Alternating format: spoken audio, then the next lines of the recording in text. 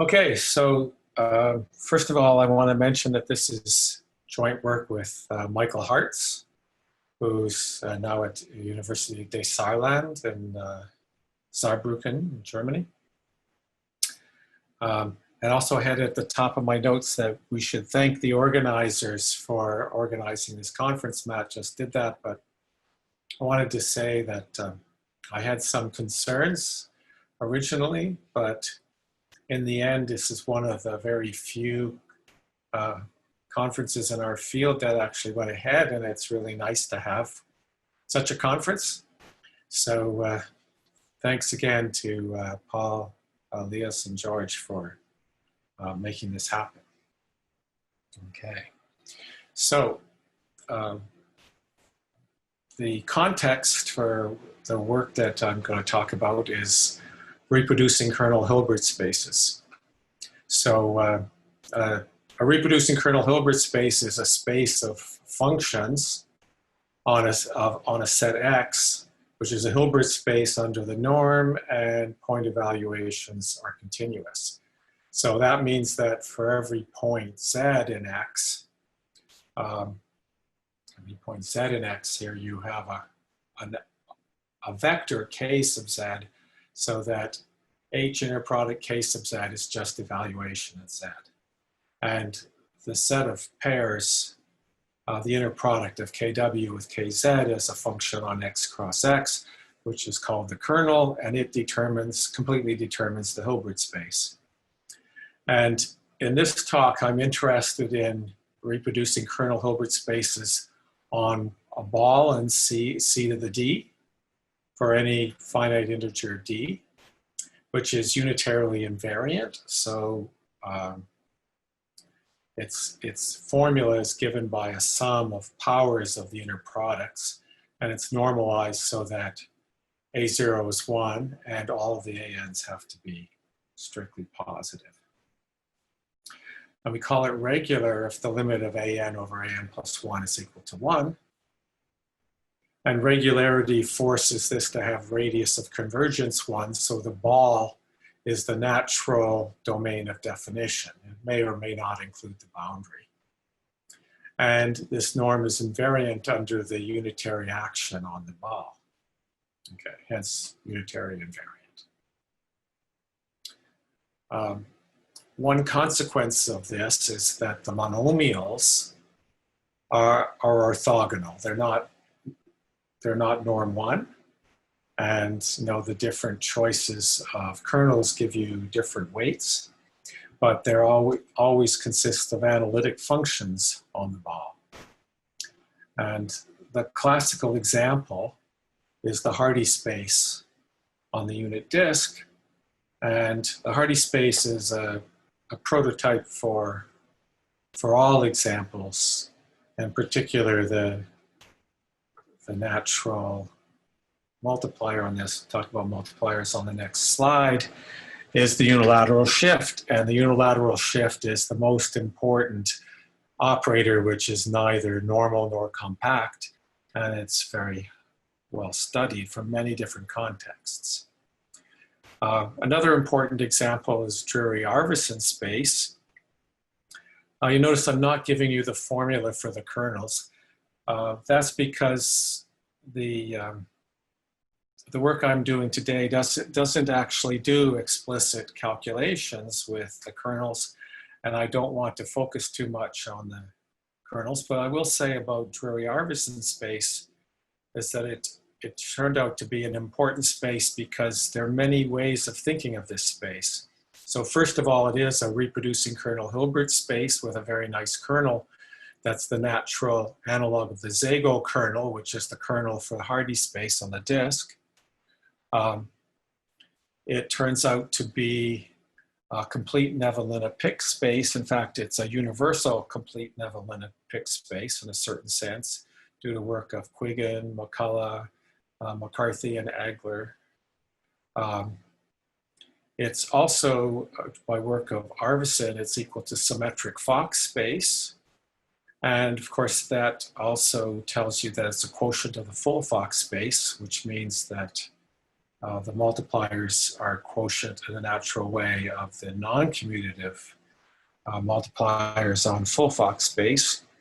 It's also a Bisov-Sobolev space, which is what the harmonic analysts really like in proving stuff about Carlson measures. So there are many different ways of attacking this space, and it was an important example. Here are some more. Dirichlet space are the spaces where f and its derivative are both in H2 of the disk. Bergman space, which is L2 of area measure, and a Hardy space on the balls, and here's a whole family of reproducing kernel Hilbert spaces where you raise n plus 1 to the power s, and so if you put s equals 0, you get Drury-Arvidsson space, s equal minus 1, you get Dirichlet space. All right. So there are a large number of these. Now, of course, all separable Hilbert spaces are the same in a certain sense. So why do we want to study different Hilbert spaces or different representations of Hilbert spaces? It's because different sets of operators become natural and easily represented in that context. So in this case, we're interested in multipliers. So these are the functions which multiply the Hilbert space into itself. And so then it's automatic that the multiplication operator is bounded. And in fact, the multiplication operator norm always dominates the sup norm over the ball. And that's because the adjoints of the multipliers have all of these kernel functions as eigenvalues. Just like for the unilateral shift, the backward shift has an eigenvalue for every point in the open unit disk. And that is exactly the kernel function. And the same thing happens in all reproducing kernel Hilbert spaces. So you always have that the multiplier norm dominates the sup norm, but generally it's strictly larger.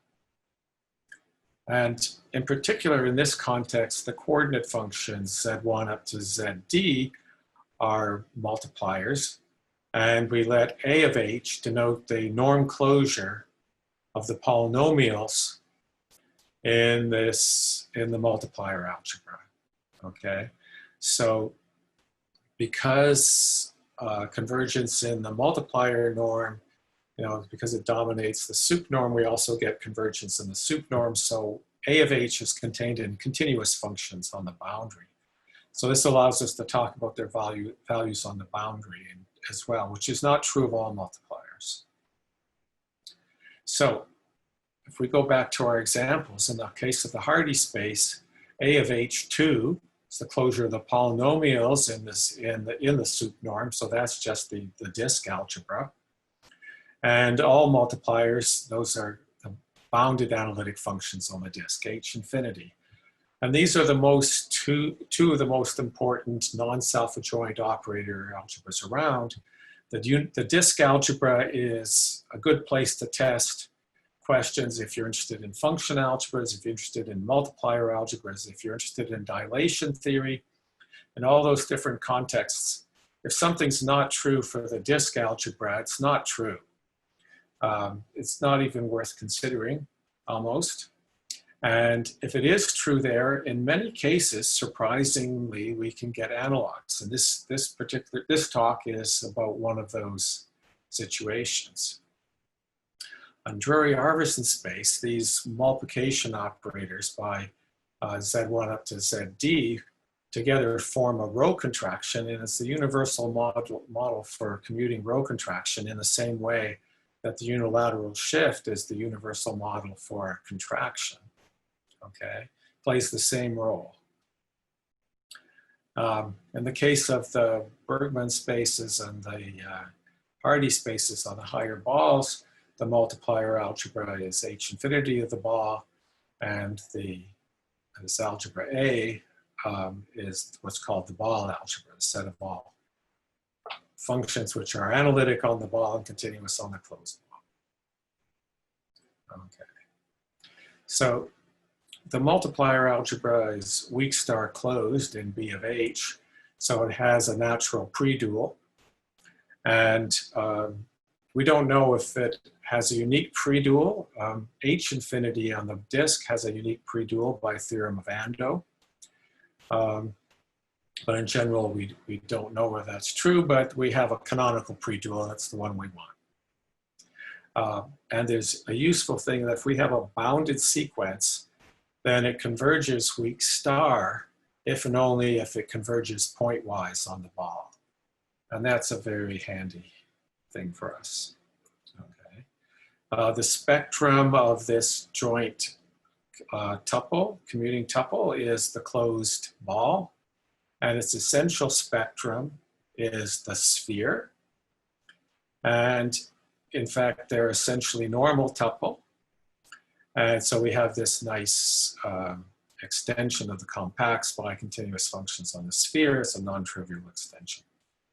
And that contains some useful information. And this is all well-known background material. Okay. So I want to talk about some interpolation questions. So this peak interpolation is a very popular problem in uniform algebras. So in other words, algebras of functions with the sup norm. So the question is, if I have a compact subset of the boundary and a continuous function on the boundary, let's say normalized to be norm 1, can I find a function f in A of H whose restriction to E is equal to H? Okay. And moreover, can I get its norm to be less than 1 plus epsilon, or better yet, get it to be exactly equal to 1? And can I simultaneously make it small everywhere else? So this started on the disk algebra, okay? Now, for this to be true, E has to be small. So if you think about, the disk algebra, a function in the disk algebra, if it vanished on a set of positive Lebesgue measure, then it's the 0 function. So E has to have Lebesgue measure 0, linear Lebesgue measure 0 on the circle, okay? And back in the early 60s, Rudin and Carlson independently showed that you could interpolate any continuous function on a compact set of measure 0, and you could make it be norm 1, and you could make it smaller than 1 everywhere else. Bishop discovered a very general theorem valid in all function algebras, where you get some very nice major theoretic criteria for when you can do interpolation. Now, their methods were to write their solution as an infinite sum, where you show that it's small off of your set and it converges to the function you want on your set. And such techniques are not very useful when your multiplier algebra norm is bigger than the sup norm. In Drury-Arvidsson space, Raphael Cloatre and I studied this problem, and we showed that we could get less than 1 plus epsilon. We weren't able to get exactly equal to 1, but we had to work really hard. We used some methods from Choquet theory, and turns out that there's an easier proof that works more generally where you can get equals 1, and that's one of the theorems we're going to get to today. Okay, so a second one, and this is a problem that's very widely studied in reproducing kernel Hilbert spaces, is called Pick interpolation, or Neven-Linnapick interpolation. So you start with a finite subset Z1 to Zn in the ball, and a bunch of complex numbers W1 to Wn, and you ask if there's a function in A of H which interpolates those values and has norm at most 1. Now, A of H contains the polynomials, so you can always interpolate those values, but it's the norm condition is important. And in the case of the unit disk in 1913, I think it was, Pick solved this problem, and he said it was possible if and only if a certain matrix is positive definite. So in the case of the unit disk, it looks like 1 minus wi wj bar divided by 1 minus zi zj bar. And in all reproducing kernel Hilbert spaces, it's a necessary condition. And if it's necessary and sufficient, it's called a Pick space. And if you can do the same thing for matrix valued interpolation, then it's called a complete Pick space. And many important examples are complete Pick spaces, like the Drury-Arvidsson space and the Dirichlet space, but not like the Bergman space and the Hardy space in higher dimension. This problem is very extensively studied. We're not specifically interested in this, but I needed to mention it because I want to combine the two, what's called pick and peak interpolation. So here you try to do both simultaneously. You've got a finite subset F of the ball, and you've got a small compact subset of the boundary, and you've got interpolation data inside, and you've got a continuous function on E of norm 1, and you want to know, can you interpolate the points inside? Can you interpolate the function on E and make the norm no bigger than it has to be, less than 1 plus epsilon? Okay, and Alex Izzo studied this in uniform algebras. And basically, if you can solve the pick problem with norm 1 and the peak problem with norm 1, then you can solve them both simultaneously with norm 1 plus epsilon. And the epsilon is needed because when that pick matrix is singular, in the case of the disk, then the pick data has a unique interpolating function. So of course it has a unique function data that it takes on E. You can't change it. So you need the epsilon for a little bit of room there. So those are the problems I'm interested in. And as in many problems in functional analysis, duality is a key tool. Now in the case of the disk algebra, its dual space splits into two parts. The pre-dual of H infinity, which in this case is L1 mod H1 0, the annihilator of H infinity, and the singular measures on the circle. In other words, measures which are singular with respect to Lebesgue measure. Okay, and also classically, the dual of the ball algebra is understood, and it's also equal to the pre-dual of H infinity. And it's notable in both these cases that H infinity, the ball, is the whole multiplier algebra, and what are called totally singular measures on the sphere. Okay, now the totally singular measures are the ones which are singular, not just with respect to Lebesgue measure on the circle, but with respect to all possible representing measures for evaluation at the origin. So any measure, any probability measure on the sphere, when you integrate every polynomial, gives you the evaluation at the origin. It has to be singular with respect to all of those, and there are many, many of those. And Raphael Cloatre and I did this in the context of Drury-Arvidsson space.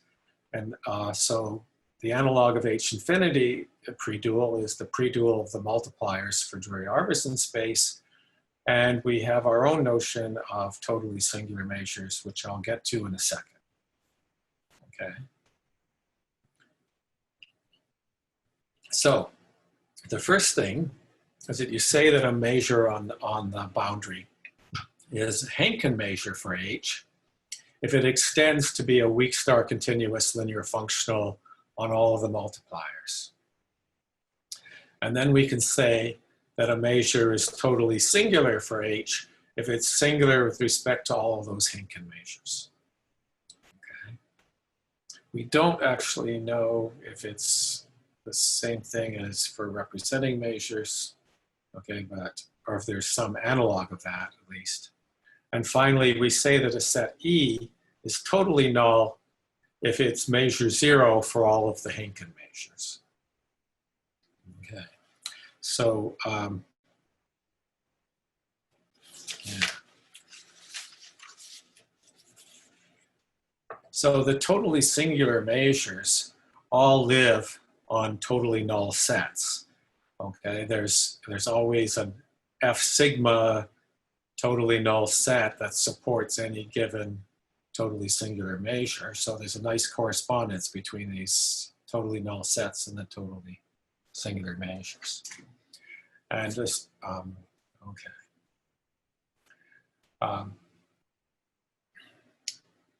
So the Henkin measures and the totally singular measures are bands. That means that if you have a measure which is a Henkin and you have another measure absolutely continuous with respect to it, then it's also Henkin. And that's obvious for the way I've defined totally singular measures. It's also a band, and they're complementary. Their intersection is the 0 measure, and every measure decomposes uniquely as a sum of a Henkin part and a totally singular part. And this is an L1 direct sum, and in fact, this is a complete L1 direct sum. These measures, the measure space lives inside the dual of a C-star algebra, so it's an operator space, so it has an operator space structure. Okay. All right. So the first theorem I want to mention is that the dual of A of H splits again as the pre-dual of the multipliers, and this is the one direct sum with all of the totally singular measures, and this is completely isometrically, so it works as an operator spaces. So here's a quick sketch of how it goes. So remember that the C-star algebra of A of H is an extension of the compacts by continuous functions. Now, any linear functional on A of H, I can extend it by Hahn-Banach theorem to a linear functional on the whole C-star algebra, so it has the same norm. Now, for linear functionals, norm and complete bound norm are the same.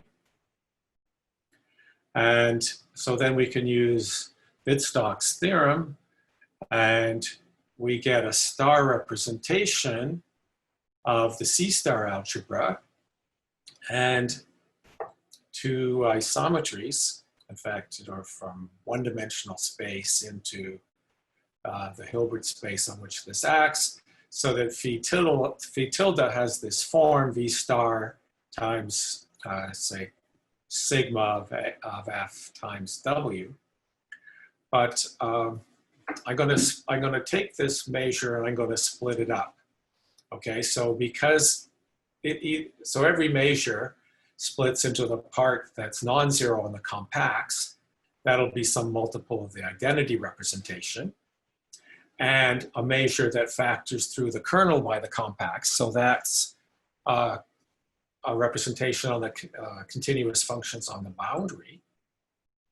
So every measure is a direct sum of cyclic representations, and every cyclic representation is a measure on L2 of some measure, and there's just multiplication there.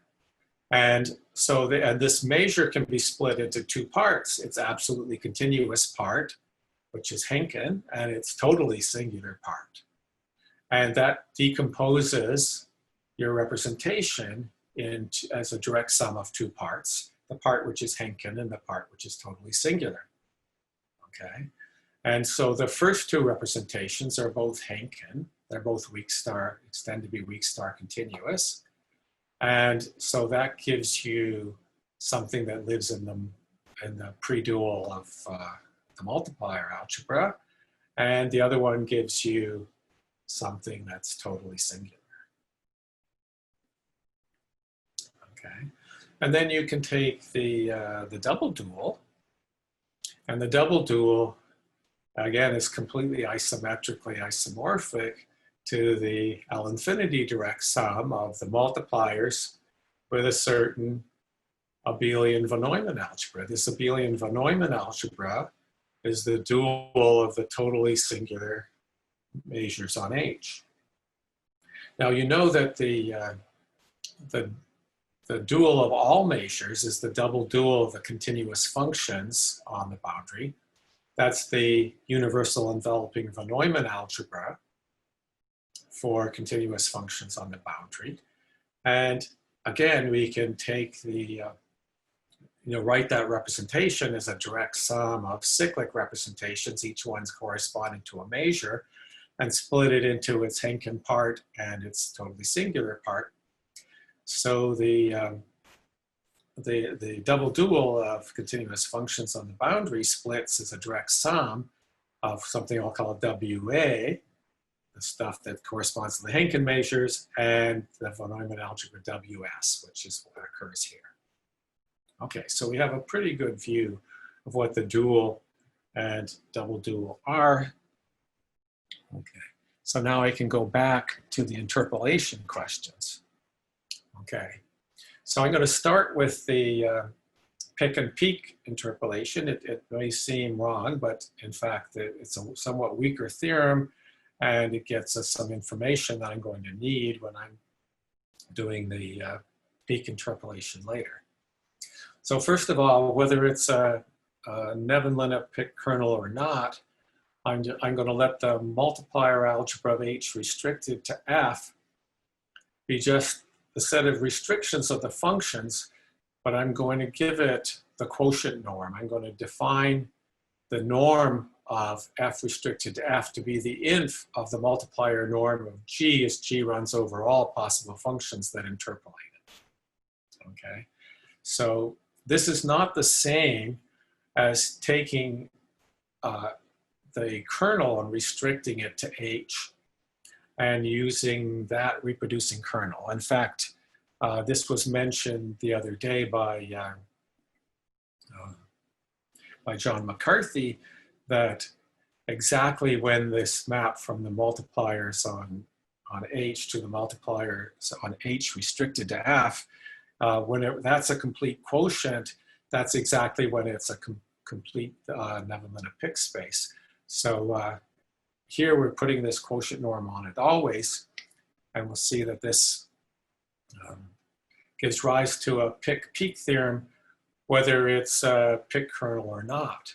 So if H is a regular unitary invariant reproducing kernel Hilbert space, and I have a finite subset, and I have a closed subset of the boundary, which is totally null with respect to our Henkin measures, then this restriction map from A of H to the direct sum of multipliers restricted to H and C continuous functions on E, that map is surjective and it's a complete quotient map. So it says it takes the open ball onto the open ball, and it takes the open ball and the n by n matrices over A of H onto the open ball and the n by n matrices over this direct sum. Okay. Oops. I'm forgetting that I have two screens. Okay. So the idea, phi is a complete quotient map if its adjoint is a complete isometry. Okay, so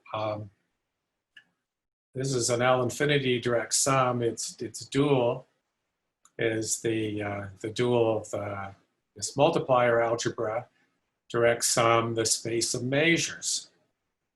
Okay, on E. However, this is a finite set, so this is a finite dimensional space, and these linear functionals are spanned by the point evaluations. Those point evaluations are weak star continuous. They live in the pre-dual of multipliers, of the multipliers, and in fact, the fact that we define the norm on this restriction to be the quotient, the complete quotient norm, means that by definition, the this first part here injects completely isometrically into the first summand over here. Okay, that's by definition. Now the measures on E, well, this is a totally null set, so it doesn't support any Hankin measures at all. The only measures that live on E are totally singular measures. So it gets mapped over into this bit, and it's not difficult to see that that map is also completely isometric.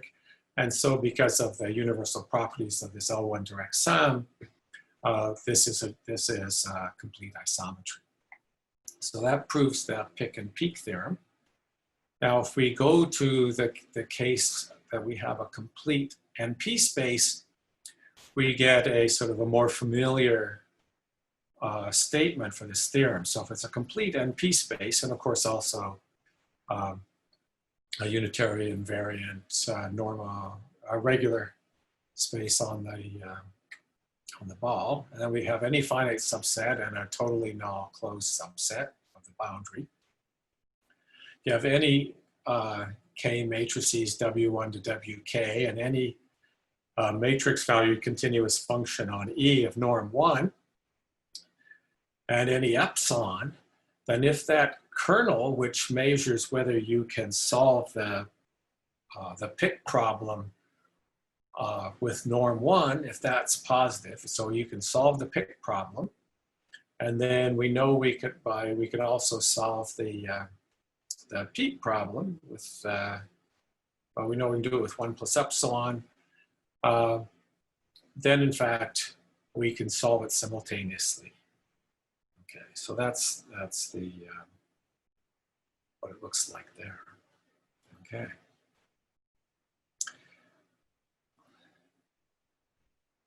And as I mentioned before, the epsilon is necessary. You can't get rid of the epsilon because when that matrix is singular, you get a unique solution back in the classical case.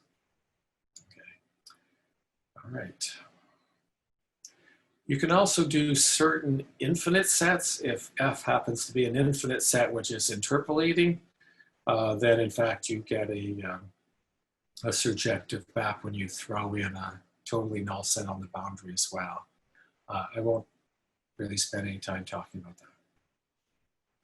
Okay, so now let's talk about the peak situation. So here we're going to forget about the set inside. We're just going to take a closed subset of the boundary, which is totally null.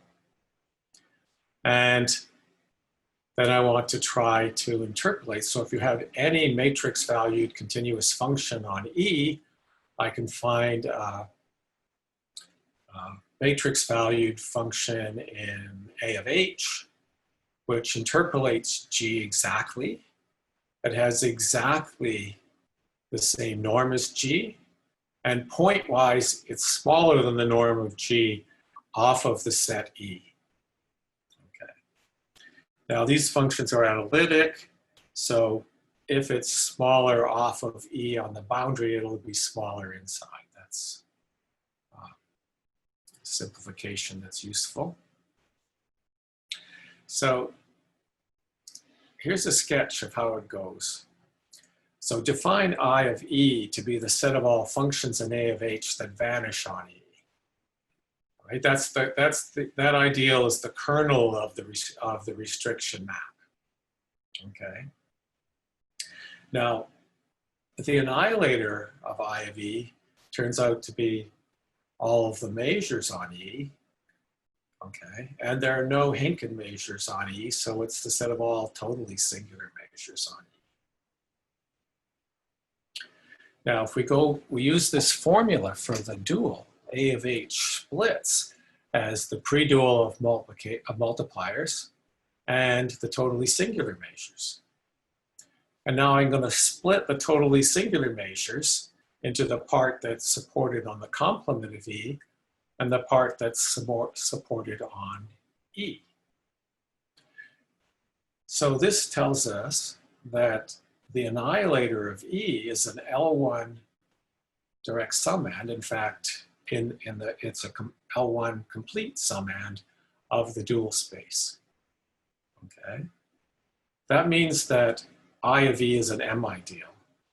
So in any Banach space, a subspace is an M ideal if the dual space splits as the L1 direct sum of the annihilator ideal and something else.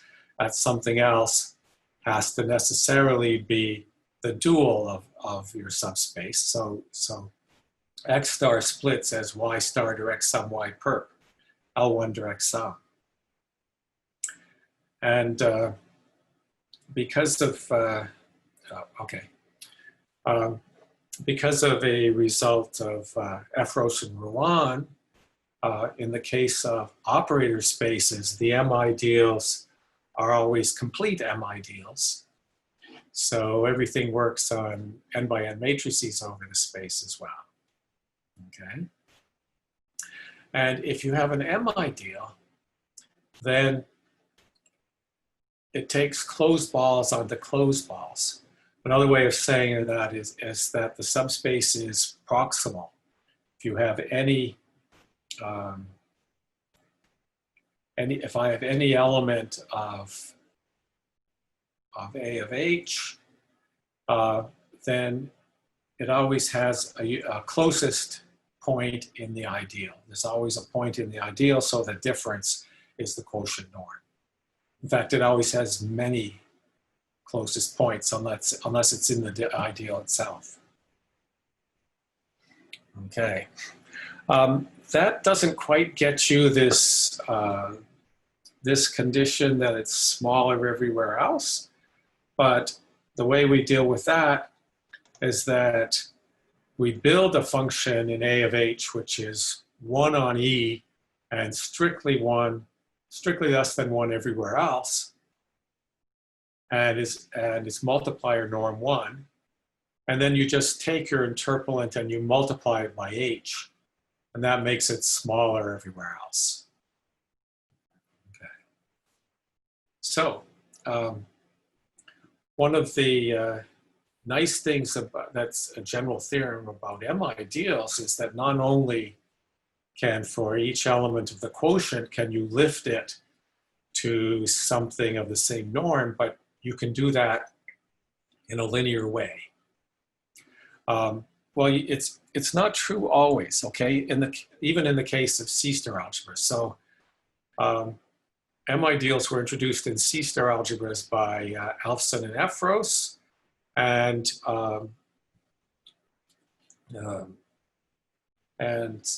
they showed, oops, which way did they show? I think they showed that that the C-star, that every ideal in a C-star algebra is an M ideal, and then Smith and Ward showed the converse, that if it's an M ideal in a C-star algebra, then it's an ideal, okay? But if you look at the quotient from little L infinity to little L infinity mod little C0, there's no linear section, because little L infinity mod little C0 is too big to fit inside little L infinity. It's the usual proof. So you need some separability hypotheses. I'm not going to go into the details, but here we're mapping onto C of E, which is a separable commutative C-star algebra, and we're trying to lift into A of H, which sits inside of that C-star algebra, which is nuclear and separable, so everything's good. So you can apply a lifting theorem of Efros and Rouen that works in the operator space context and gives us a completely isometric lifting. Okay. So let me say a little bit about ideals. I mean, the original, this classical theorem of Rudin and Carlson on interpolating functions on the boundary was used to give a complete description of all of the ideals for the disk algebra. And I'll tell you what they are in a second. So we just need a little bit of notation. So if I start with a closed ideal in A of H, I define its zero set to be the set of all points in the closed ball on which every function in the ideal vanishes. And I defined this earlier in the previous slide, that I of E is the set of functions in A of H that vanish on E. And I'm also going to take J. Since A of H sits inside the multiplier algebra, I can take its weak star closure inside multiplier algebra of H. So what the Rudin-Carlson theorem says is that all of the ideals in A of H are the functions that vanish on some set E of measure 0 on the boundary and are divisible by a certain inner function omega, and that inner function has to have all of its singularity sitting inside E, because otherwise that wouldn't multiply the disk algebra into itself, okay? And the way to interpret that is that omega H infinity is a weak star closed ideal of H infinity, that's all of them, and I of E, we can think of this as a set of functions which are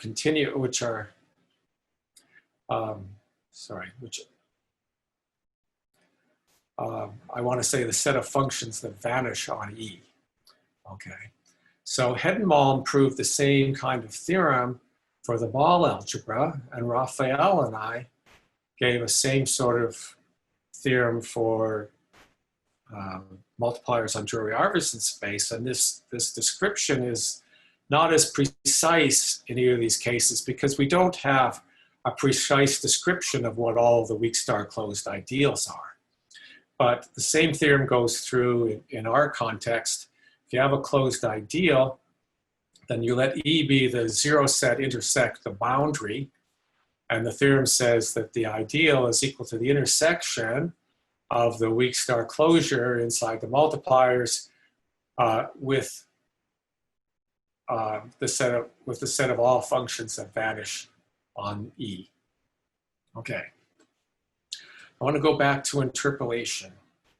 So instead of worrying about norm, we can say that I is an interpolating set if the restriction map from A of H down to continuous functions on E is a surjective map without any norm condition.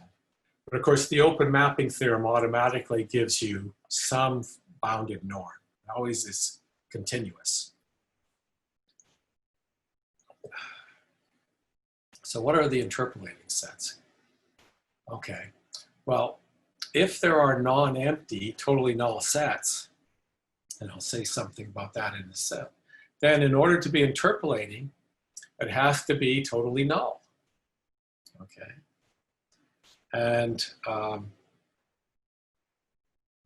so since, if there are totally null sets, then any subset, closed subset of it is also totally null. So singletons in that set are totally null, but it's unitarily invariant. So all points on the sphere are totally null. So I can apply my peak interpolation to E union a point and get some nice information, okay? And also, if this map is surjective, it's always automatically a complete surjection that uses some, operator space ideas. Now, there are situations where there aren't any totally null sets. I'll say something about that shortly. And in that case, if there are no non-empty totally null sets, then it's interpolating if and only if it's a finite set. And that's because my algebra contains the polynomials, so I can always interpolate on any finite set. Okay.